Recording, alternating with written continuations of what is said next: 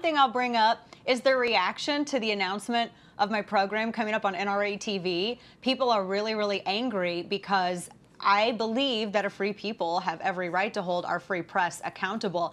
And even someone like Katie Couric had retweeted and was trying to throw some shade at NRA TV. And I want to remind everyone, and Grant, you covered this as well. Yeah. Oh, and then this woman who's like, I don't even know who this woman is, but okay. But Katie Couric had retweeted. These are just some of the remarks with all of this.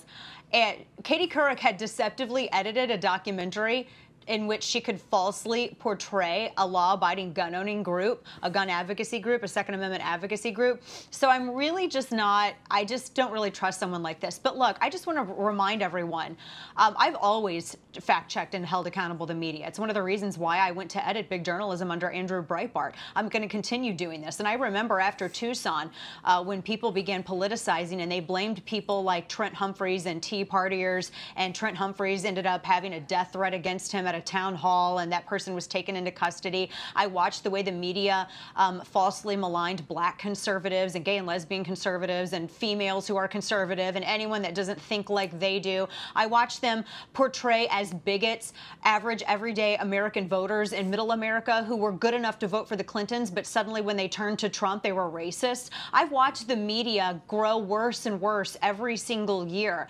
And if people think that criticizing the media goes too far, well, then what are you waiting for? I know that there are a lot of people who don't want to take the step of holding media accountable because they don't want to spend that political capital, but that's on them. And one other quick point, Grant, a lot of people have said, well, what does this have to do with guns? What do you mean, what does it have to do with guns? Culture has everything to do with guns. The NRA is the only group that is standing right now in the culture gap because too many other groups lack the spine to do so. And we're going to continue to do so because not only are we law-abiding Second Amendment practitioners, but we also have other interests. I mean, I like music. I'm a former goth kid. I think Cheerios are the best cereal. Grant, I know you have hobbies too, and I know you have also other interests that coincide and are different from Second Amendment issues. And we are going to continue standing in that culture gap.